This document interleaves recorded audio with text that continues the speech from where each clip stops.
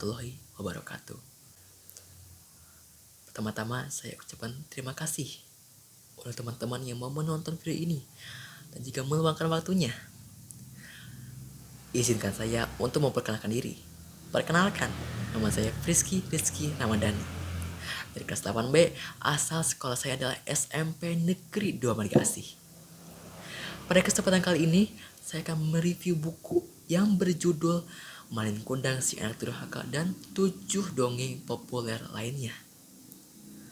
Buku ini ditulis kembali oleh Titis Asmarandana. Diterbitkan oleh dua media.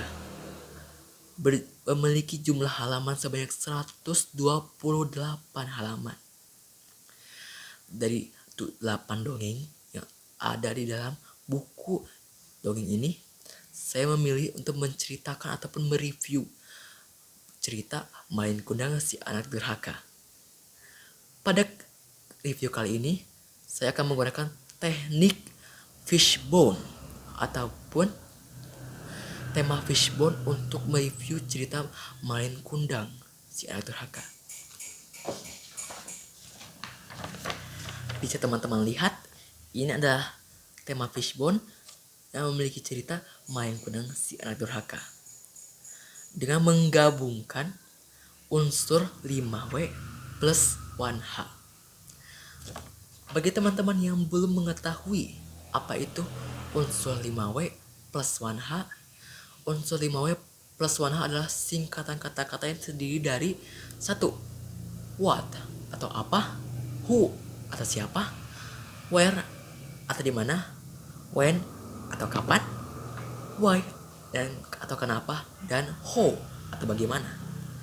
Baiklah, kalau seperti itu, mari kita membahas unsur 5W plus 1H yang ada di dalam cerita Malin Kundang Si Anak Durhaka. Baik, pertama-tama mari kita membahas dari kata who atau siapa.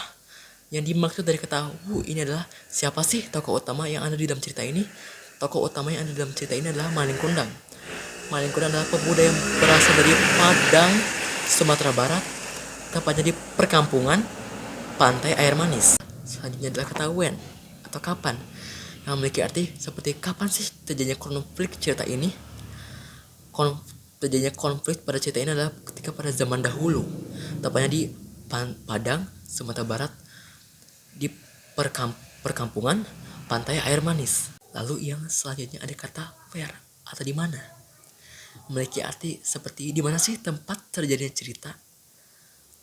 Tempat terjadinya cerita Malin Kundang itu berada di Padang, Sumatera Barat, di desa nelayan pesisir, tepatnya di perkampungan Pantai Air Manis. Selanjutnya ada kata what, yang artinya apa. Mungkin dari maksud kata ini adalah seperti apa yang terjadi dalam cerita ini, menceritakan Malin Kundang yang mengejar kekayaan di dunia luar.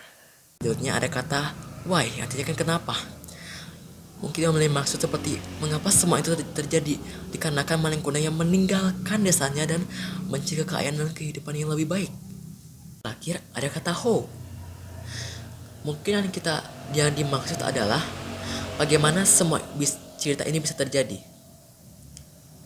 Jadi setelah Malin mendapat kekayaan dan kesuksesannya dari luar, Malin pulang ke tempat tinggal dulunya, di Pantai Air Manis. Ibunya pun mendengar kabar itu.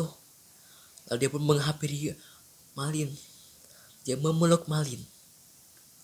Namun Malin pun mendorong sampai ibunya terjatuh dan juga mencaci maki ibunya, melontarkan kata-kata kasar kepada ibunya sendiri. Dan juga dia mengakui bahwa dia tidak mengenal siapa ibunya. Mendapatkan perlakuan dan juga perkataan kasar yang dilontarkan oleh Malin kepada ibunya sakit hati.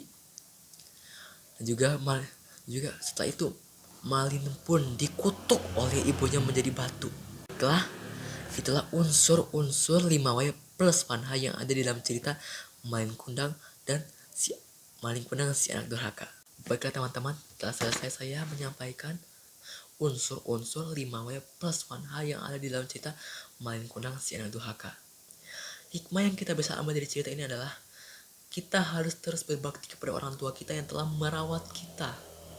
Juga meskipun kita telah sukses, tidak boleh lupa dengan orang tua kita sendiri. Baiklah teman-teman, telah selesai saya mereview cerita Maling Kundang si Anak Durhaka dengan menggunakan tema Fishbone dan menggabungkan unsur-unsur 5W plus 1H. Bila ada kesalahan kata ataupun mau kekurangan, saya mohon maaf. Saya ucapkan terima kasih teman-teman yang telah menonton video ini sampai akhir. Saya ucapkan terima kasih dan saya izin untuk mengakhiri video ini.